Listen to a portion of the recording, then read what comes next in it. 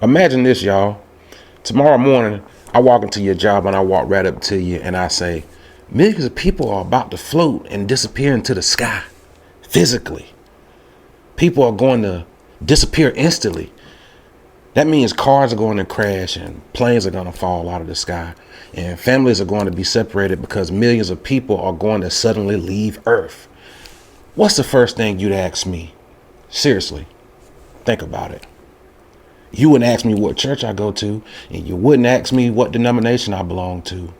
You'd ask one question: where's the evidence? So today, I want to ask something a little uncomfortable.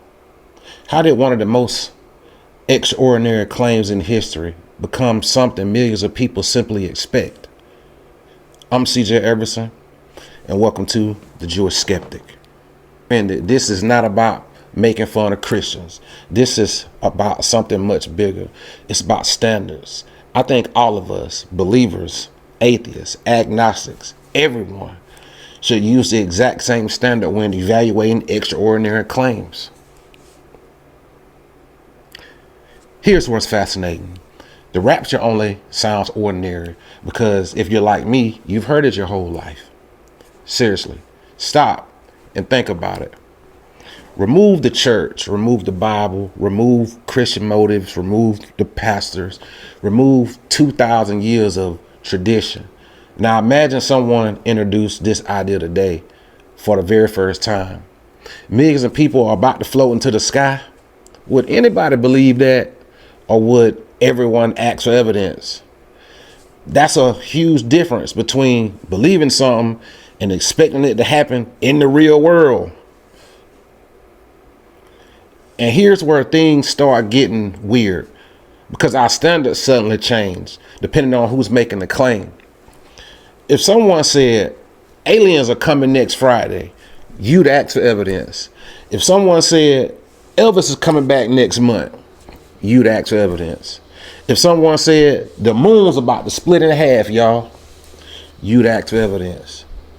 But tell people that millions of human beings are about to leave the earth and suddenly asking for evidence becomes offensive? Why? What changed, people? The claim didn't become less extraordinary, only the source changed. Now, here's where I think people accidentally confuse two completely different conversations. Theology and evidence are not the same thing. Theology tells you what a religion believes. Evidence asks, does reality agree? Those are two completely different questions. There's absolutely nothing wrong with saying my religion teaches the rapture. That's a theological statement. But saying, therefore, we should expect this to happen in reality is a different claim altogether. And different claims require different kinds of evidence. But I think the biggest question isn't about religion. It's about us. Why do humans normalize extraordinary ideas? I think being familiar changes perception. The more often we hear something, the less strange it sounds, even if the claim itself never changes. That's why children accept ideas adults would question. That's why traditions survive for generations. That's why people inherit conclusions before they ever investigate them. Sometimes something doesn't sound reasonable because it's supported by evidence. It sounds reasonable because it's familiar. And history gives us a perfect example. History is filled with predictions about the end of the world. People have predicted dates, sold houses, and quit jobs, and given away money and prepared for the end. And when those predictions fail, most people didn't stop believing. They changed the interpretation. They moved the date. They found another explanation, because changing your beliefs is one of the hardest things the human brain has to do. Which brings me to the real point of this video. This episode isn't about the rapture. It really isn't about the rapture, y'all. It's about evidence. Because today, if someone tells you aliens are coming, ask for evidence. If someone tells you the economy is about to collapse, Ask for evidence. If someone tells you millions of people are about to float in the sky, ask for evidence.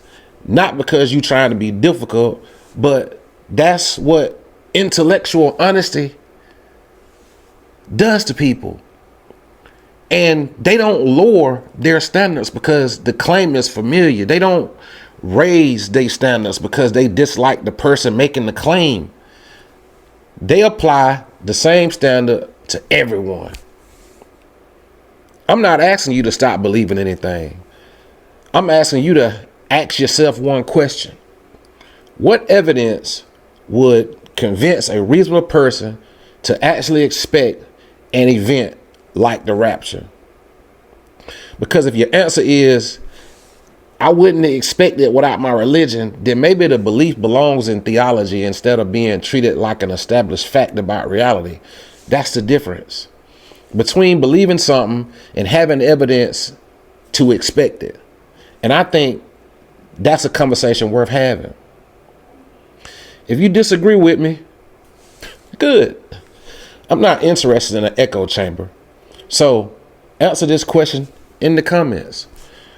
What evidence would convince a reasonable person to expect the rapture to happen? I'll be reading every response. Remember, no fear, no dogma, just clarity. I'm CJ Everson, Jewish Skeptic. See y'all on the next one. Do you know what I found? The more you know, the less you know.